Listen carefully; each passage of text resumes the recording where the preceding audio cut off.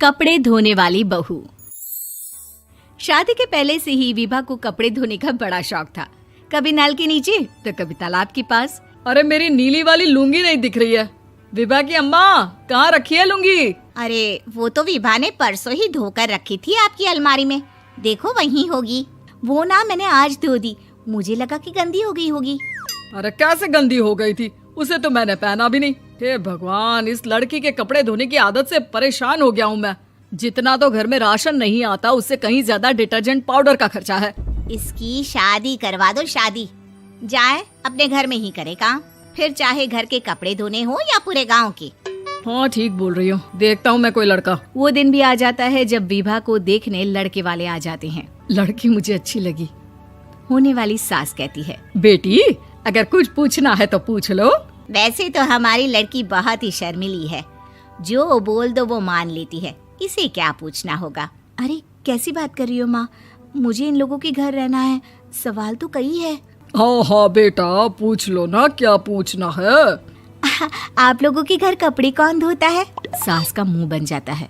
देखो, अगर तुम ये कहना चाहती हो कि तुम्हें कपड़े धोने नहीं आते तो सुन लो, कपड़े मैं ही धोती हूँ, लेकिन तुम्हारे आ जाने के बाद मैं रुमाल तक नहीं धोऊंगी। अरे चुप रहना भाग्यवान, बहू बेचारी घर आई नहीं, उसे डराना शुरू कर दिया।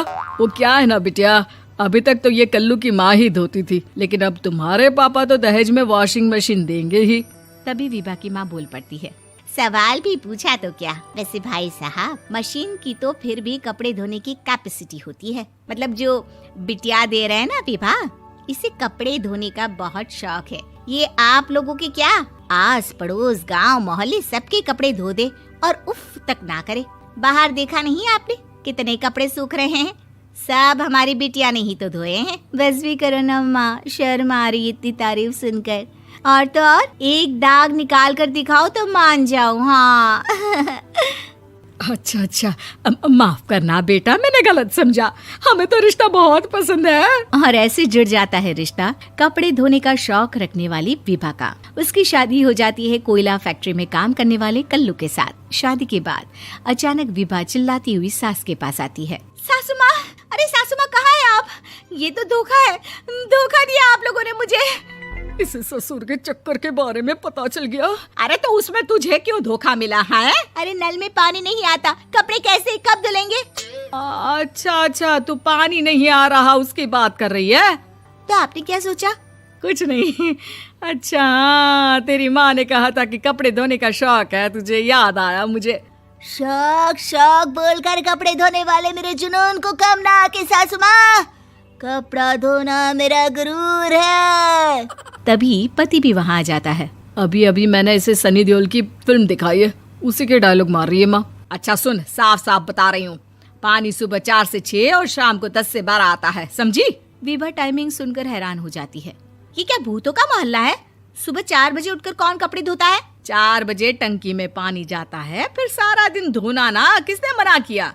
अरे कैसी बात कर रही हैं? 200 लीटर की टंकी में कितने कपड़े धो लूंगी मैं? सुबह ही उठ जाऊंगी मैं। अब क्या था, विभा सुबह 4 से लेकर रात के 12 बजे तक कपड़े ही धोती रहती।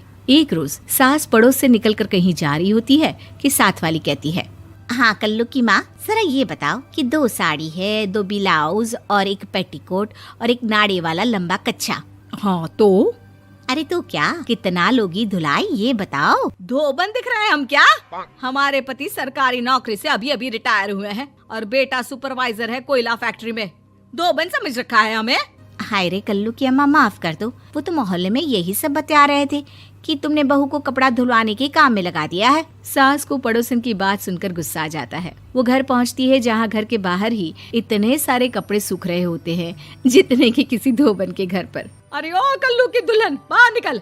माँ जी यहीं आ जाओ, बाथरूम में चादर धो रहे हैं हम। अरे अभी हम धोते हैं, तुमको बाहर निकलो। ये आस पड़ोस वाले बोल रहे हैं कि हम बहू से कपड़े धुलवा कर उसे कपड़ा धोने वाली बना दिए हैं। अरे छोड़ो ना माँ जी, किन लोगों की बातों में आती हो? आस पास के लोगों का तो काम ही होता है कि वो किसी तरह सास बहू को लड़ा दे। बहू सारे घर के कपड़े धोती है, ये क्या कम है? बोलिए। सास को भी लग जाता है कि वो बहू का ये सनकीपन नहीं छुड़वा सकती, इससे अच्छा है कि खुद ही चुप हो जाए। एक रोज सास और बहू मंदिर जाते हैं, जहाँ सास की साड़ी वहाँ खड़ी भीख मांगने वाली से मिलती है। माँ जी क्या बात है, आपकी साड़ी उस भिखारन से कितनी मिल रही है ना? हाँ हाँ देखो तो, दोनों की साड़ी मिल रही है। क्या बात है कल्लू की अम्मा, तुम खुद को तो अफसर की बीवी बताती हो और ऐसी सिंपल सी प्लेन साड़ी पहनकर घूमती हो। सिंपल और प्लेन नहीं है ये साड़ी। तो क्या सोने के धागे से फूल बने हैं? कुछ भी सासू माँ, कुछ भी। हाँ बने थे इस साड़ी में सोने के धागे से फूल। मेरे पति लेकर आए थे मद्रास से स्पेशली मेरे लिए 10,000 की। ताहे भाई साहब इस भिखारन के लिए भी सेम टू सेम साड़ी लेकर आए होंगे 10,000 की।